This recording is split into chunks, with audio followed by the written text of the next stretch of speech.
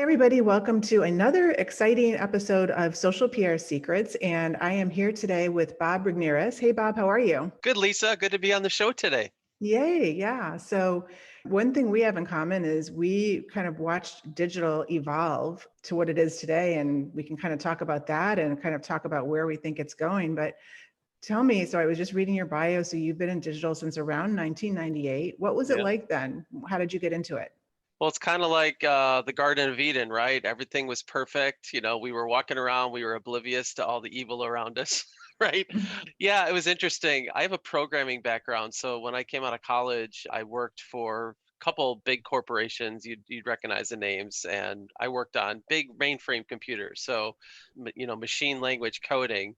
And the internet was just coming into its own at that time. Amazon was just a book selling company. And I remember it was very distinctive. I'm a high school basketball coach. And so my connection to this particular local sporting goods store was I bought my uniforms and basketballs and stuff from them. But they knew I was a programmer, and I had been talking with the owner and said, hey, I'd love to set up a website for you because it'd be a new challenge for me program wise. So I set up a new website for them. This is back in 1998, and it was an e-commerce site. So I built a shopping cart. I used my coding skills and worked perfectly. And the question he asked me was, "Well, this is great. Like, how do we get people to the site?" And I said, "Oh, I know how to do that too." And I had no idea how to do that. So I literally started my digital marketing education right there in 1998 after I built the site and helped them build it up. Now, that client, I am still a client of theirs, but they're still a client of mine 22 years later, 23 years later. So I must have done something good at that time. But yeah, that started my journey in Amazing how digital that marketing. works. Isn't it? It's funny.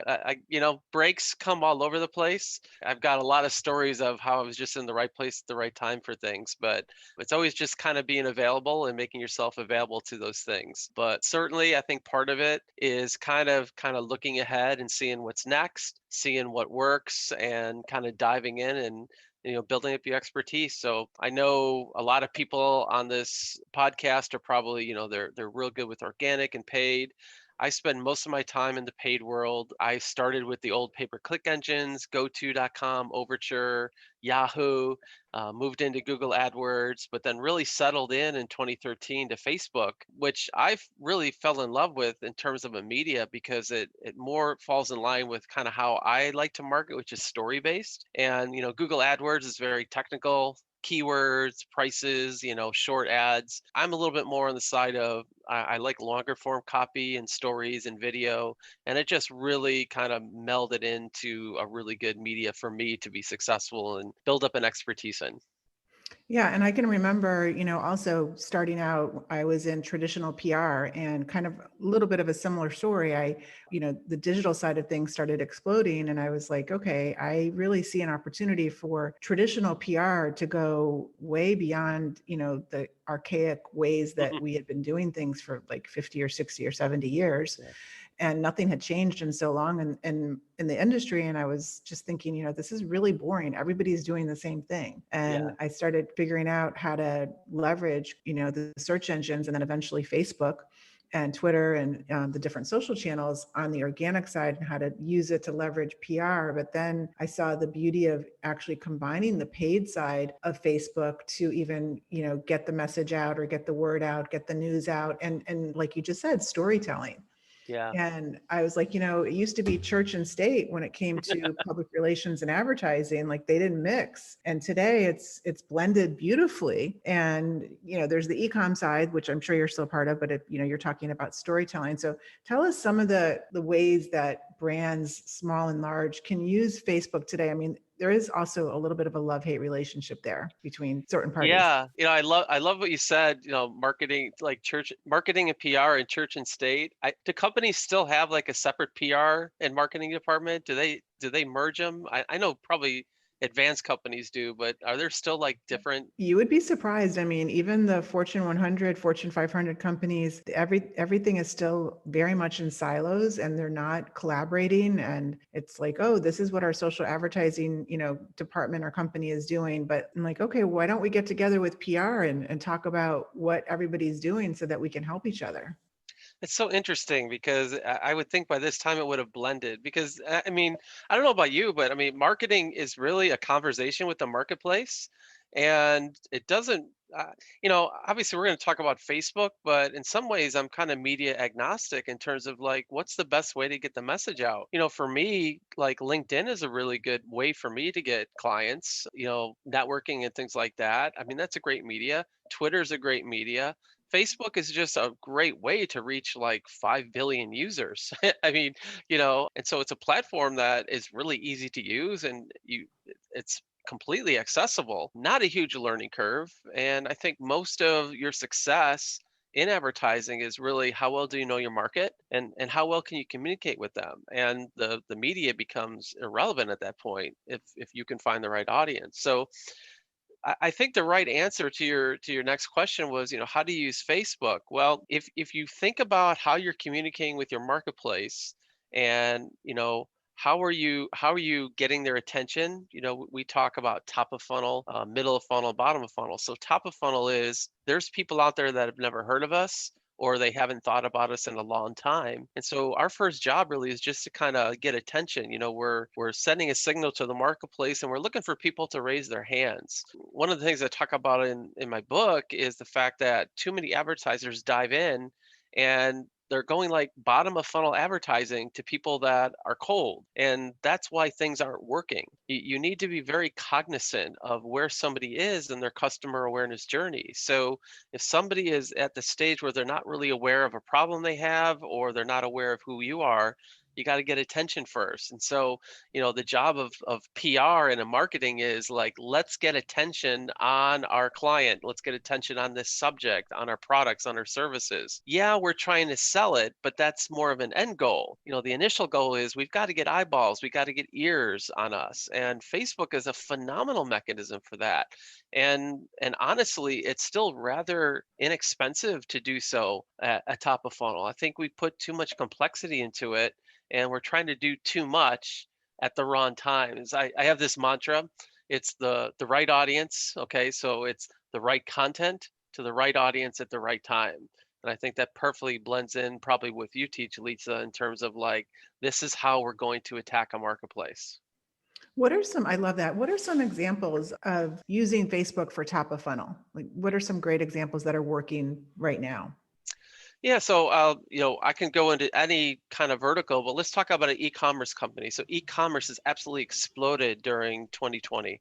COVID obviously forced a lot of retailers online, and so like a Shopify store or a WooCommerce store, really big deal. So what you want to do in this case is we're not necessarily driving people to a shopping cart. And I think that's where a lot of e-com companies are focusing is we're just driving add to carts and we're trying to get checkouts. It's a wrong approach in my opinion. What you want to do is really focus in on what my products do. So businesses exist to solve problems. Okay. It's not very interesting to me to a bit for a business that doesn't like solve a need or solve a problem. So a good business, in my opinion, you've got products and services that solve a need, whether it's a B2B or B2C, doesn't matter. What you need to be doing with your Facebook campaigns, top of funnel, cold audience, is you need to be calling attention to the problem that you solve. All you're trying to do is send a signal to the marketplace, which is, I understand that this is a problem in your life, okay? And I am here to solve it, okay? I'm not here to sell you a solution. I'm here to solve your problem. And there's a difference. Yes, you want to make a sale, but you've got to earn that sale. So let's say you're in the golfing market, very hot market. We know golfers are pretty rabid about buying things, but what is the specific thing that you're solving? So are you selling products that help with them with their putting, with their driving? Maybe it's with the mental side of the game. Maybe you're like a golf coach. What you have to be thinking about is what are your potential customers thinking in their mind? What's bothering them? So somebody who, let's say, is a like a scratch golfer, let's call them like they're somewhere around a 90 golfer, 90 to 100 strokes.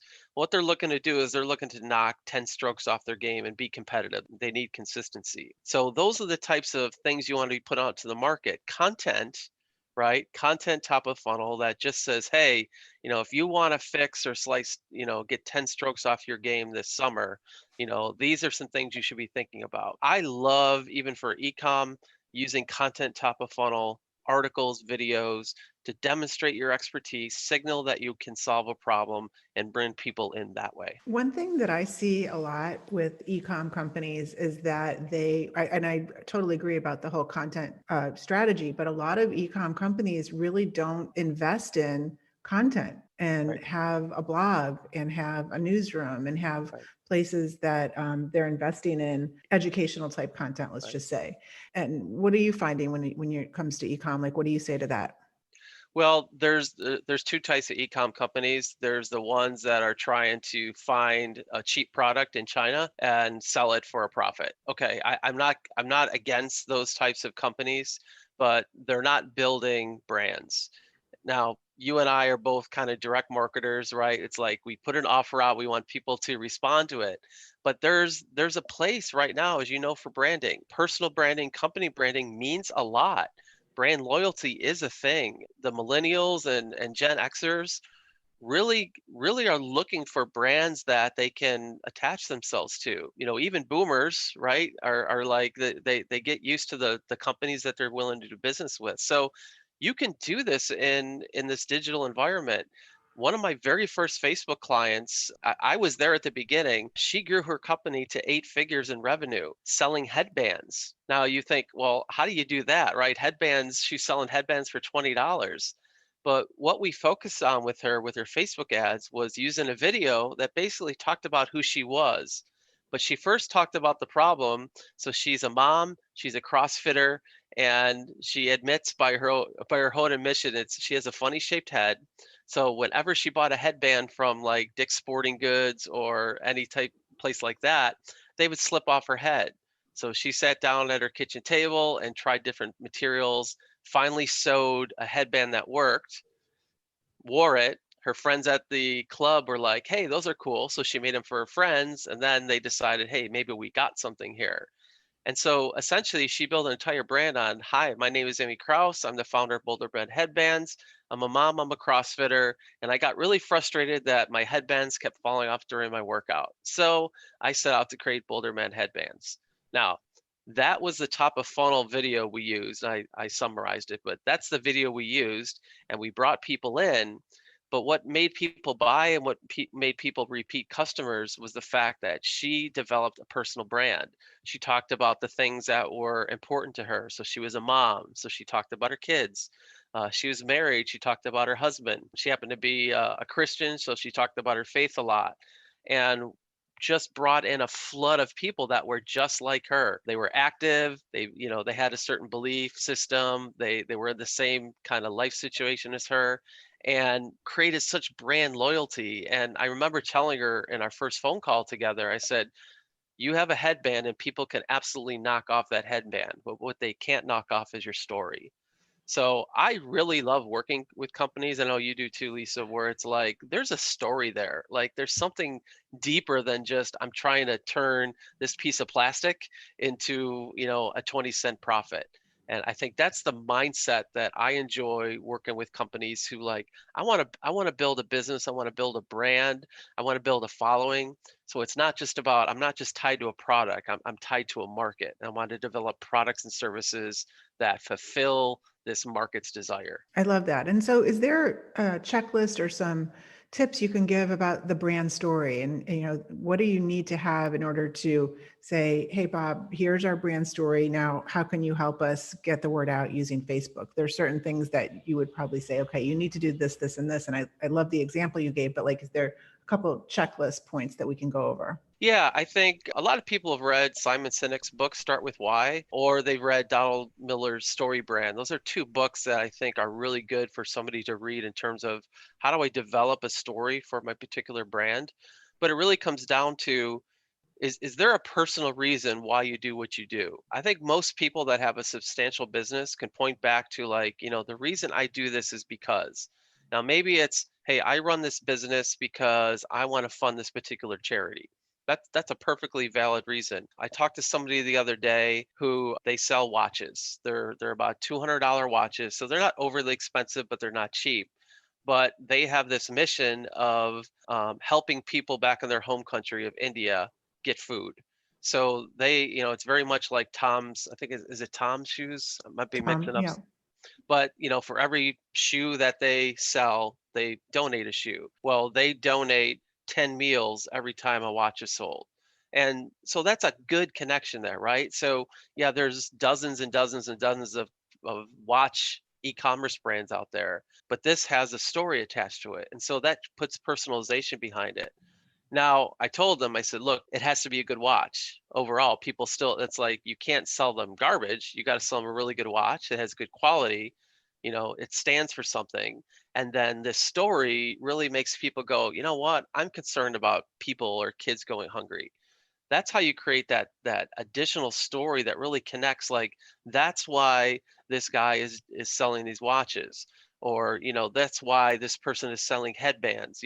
There's always a good story. And what I'm finding is when the business owner when the I'll say this. A lot of business owners, part of our strategy with our company is we like to put the business owner on video because we think I think it creates more rapport with the marketplace. We tend to not work with larger companies that maybe kind of hide behind a brand. So this is come from personal experience and kind of what I gravitate towards. But I really think that a company that has a person that somebody can identify with, that creates a culture, is really magnetic. Lee Iacocca even did this with Chrysler, Dave with Wendy's, like big companies, but there's like a person there.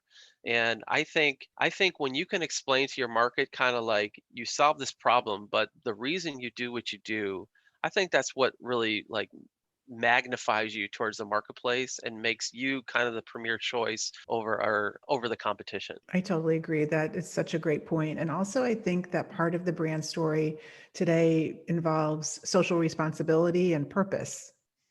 Yeah, which is really important.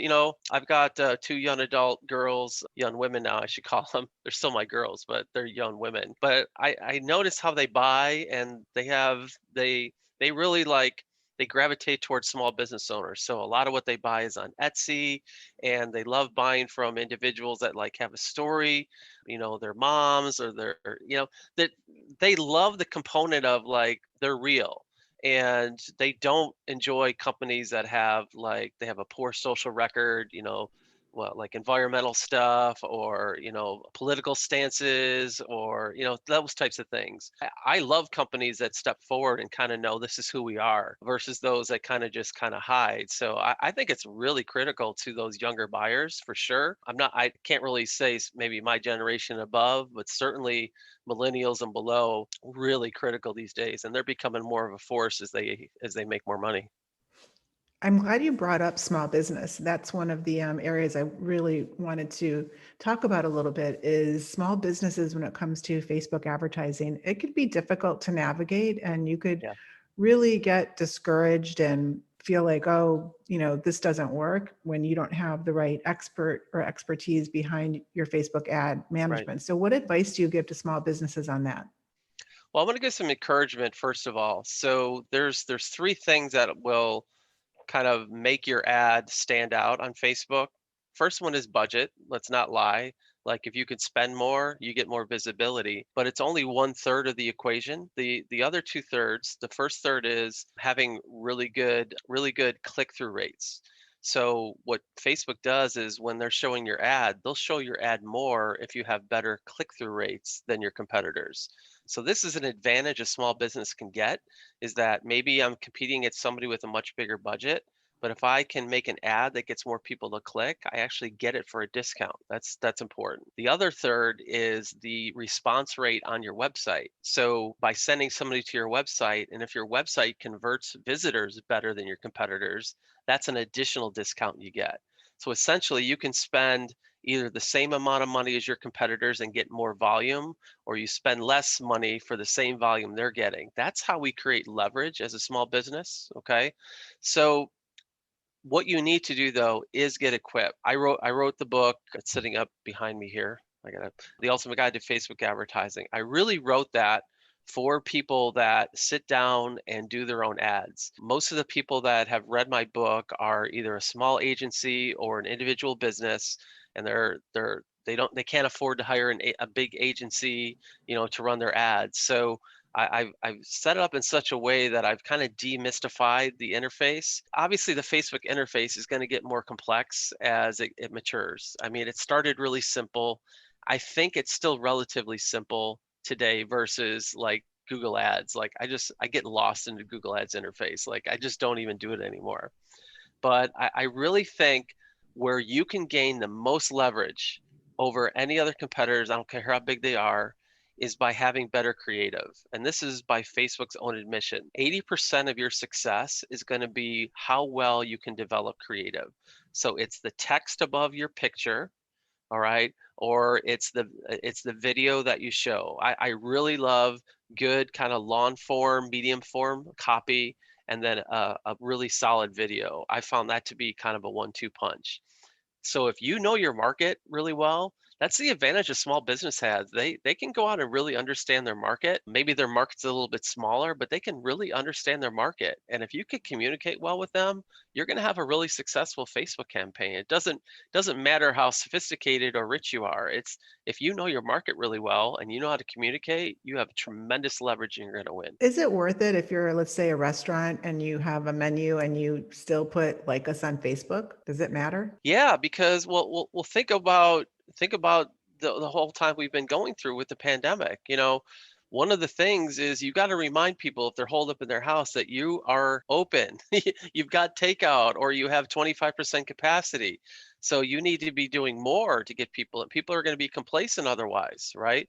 So it doesn't take, you don't need to do a $5,000 a month budget. You could do 10, 15, $50 a day. You're driving people in, give them a reason to come in. Hey, Tuesday is taco night here, and come in, show this ad and get 10% off your order or get free delivery.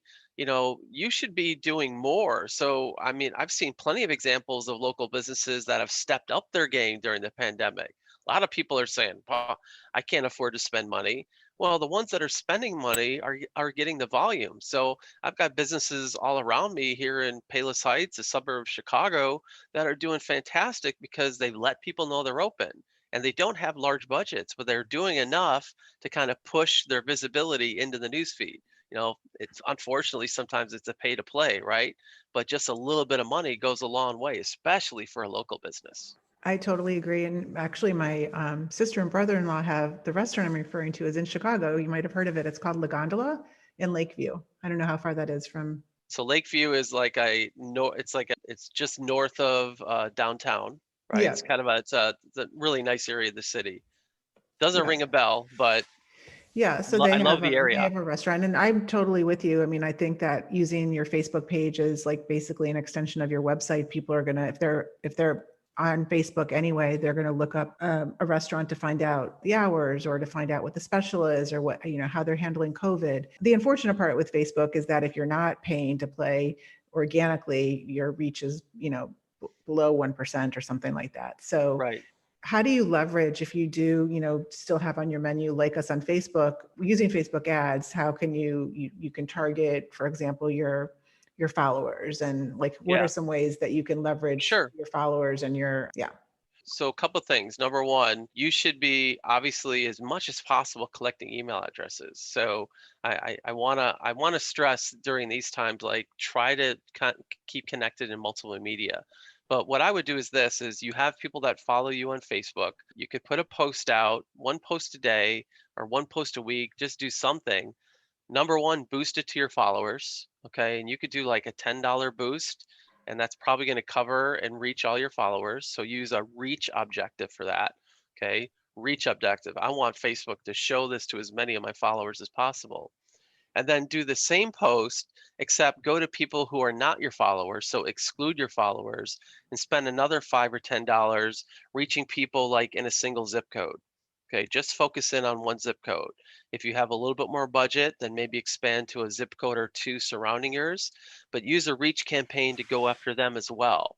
So that I just want to make sure. So that campaign, that it would be different ad sets for the different targeting. Exactly. One ad set to your followers, and then one ad set to people, we'll call them strangers, but they're soon to be customers of yours. And what do you feel about the post, like the creative on the post? Should it be something that is sending traffic back to, let's say, the menu, or should it just be in, what would you describe as like the best post for what you're talking about right now? Depends what you're doing. If you're promoting, like I know a restaurant here created family packs, for a family of four. So they were running, they showed a picture of kind of the meal, and then they did like a video. So they showed like the meal as it would look in a restaurant, but then they showed them transforming it into like really like, efficient packaging, nice bag. Customer drives up, flips up in their back, they put it in and they drive away. So they showed everything in one little video. There was a link then to that part of the menu on their website. So it linked directly to that. Now you of course have your full menu, right? You've got that and you want that for people. But this was, they set up something special. So it's like they put up a special page. And so I would do that because it makes it easier for your new customers to kind of go, okay, that's pretty easy. Gives them the information they need, and then they could go ahead and place an order from there. What's your feeling about stories, Facebook stories? Well, stories are great. I mean, I don't want to focus in on restaurants, but I know there's several restaurants around me that have basically said like, look, yeah, we're closed to patrons, but we're stepping up our social game. So a restaurant down the street here was bundling up food and walking over to the firehouse, to the local police. They had special promotions going on for nurses and teachers, come in and free this, free that. So they were telling stories about the restaurant, but they were putting the focus on people that they've helped, the social aspect of that. People appreciate that and they're going to support a business like that. That's a great way to tell a story. But, one of the best ways to promote your business is to put your customers on camera. Use testimonials. If you're a business that works, in transforming people's lives, develop case studies. 1 to 2 minute video showing the transformation that somebody has. If you're a health coach, have your clients on camera talking about the transformation they've made in their life. If you're an agency, and you work for clients, you help do this marketing for them, to get more clients into your organization, put your clients on camera and ask them how their life has changed since working with you. One of the most powerful things you can do in marketing is take the camera off you and put it on your customers. It's 10 times more effective. That's one of my mantras with PR. It's not about you, it's about them. Yes, absolutely. I love it. Right. Yes. So tell us about your book, and if you have anything else that we should know about, any events that you're going to be speaking at, or any courses or anything like that, where can we find you? Yeah, I'm not going to be too selfish, except I want everyone to get the book. I mean, for less than $20, you're going to get an amazing Facebook education. Took me a year and a half to put it all together. It's the fourth edition of the book. It's completely rewritten from the third. It has been a very popular series, so I know that people have gotten it before. It's completely updated. There's a lot of great concepts. If you're brand new, you can sit down and start a campaign. I absolutely guarantee it. But I also guarantee if you're an advanced marketer and Facebook advertiser, you're going to open this book and go, oh, that's something different. I haven't seen that before. I do that. I mean, you and I are both very experienced, but we don't stop investing in our education ever.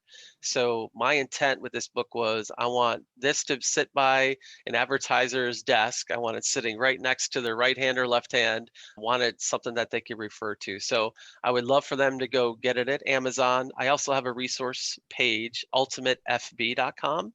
And I obviously have links to the book, but I have some bonus interviews with some of the guest authors. I had some of my friends help me with it. Obviously, I co-wrote it with Perry Marshall, who a lot of people know, Jeff Walker, Brian Kurtz, Dennis Yu, Ryan I Dice. just interviewed Dennis a couple weeks ago. Dennis is amazing, just Yeah, an we've amazing been friends giving for so man. long. He's great. I was hoping you Yeah. were going to say him. Well, he's just a very, really generous man, and I appreciated him contributing to the book. And so I interviewed them, just like you and I are sitting down. I interviewed and talked with them on Zoom for 40 minutes or so, and just had them share some things that they don't normally talk about, which is kind of cool. So that's ultimatefb.com. They can hear those interviews, get a link to the book, and once they're on my list, they're certainly going to hear about all the different ways I can help them. Great. And I would also think the book would be good for executives who might need to just brush up on their knowledge so that they can have educated conversations with the people they're hiring and maybe ask the right questions. Yeah, I would not consider this a technical book. There's obviously technical things in there, but most of the book is written as a fundamental basis. Surprise coming from a basketball coach, right? But there's marketing fundamentals in there that it's really about strategy and how to craft messaging, and I think that's ultimately what somebody's going to get out of it. So I would love for yeah, it'd be a great idea for somebody who just kind of wants to keep up with things. It's another great read for them for that. Well, we'll definitely put the links in the show notes and make sure that everybody can access it. So if you weren't able to write it down, don't worry. Just you can go to the website, socialprsecrets.com, and we'll have all of the links from Bob and all of his great sources. Well, it's a great conversation. Thank you for having me on. Time always flies. These go so It fast. does fly. We should do another one, and we can maybe dissect my sister and brother-in-law's Facebook and do like kind of like a live experiment. Dennis also has access. He's had access to Lagondola as ad manager since day one, so he uses Lagondola as Oh, like a little bit of an experiment. Sometimes is always giving oh, my that's so brother-in-law a cool. tip. My Yeah. brother-in-law doesn't always listen though. Well, I would listen to Andy. Dennis if I were him. But yeah, I love doing that. I do audits for companies all the time. I hosted an event, obviously not last year, but in 2019, I had 12 people in the room. We spent 2 days together, and it was kind of like Bob without a net. We gave everybody about an hour and a half, and we put their campaigns on the screen, and we just worked through issues, and it was just mind blowing, the types of results we would get. So yeah, anytime we can open a campaign and like look at things, we're going to find things that are going to be really educational. That'd be a blast. I'd love to do it. Awesome. You'll have to come visit Lagondola when things get a little bit more open. Yeah. Oh, yeah. I love great recommendations. When you live in a big city, there's so many restaurants to go to. So whenever I hear about a good one, especially like a single owned non-chain, like I'm all for Exactly. it. Yes. I love to go visit. All right, awesome. Well, Bob, thank you so much for joining me today, and we'll catch up again on another episode. That sounds great, Lisa. Thank you very much.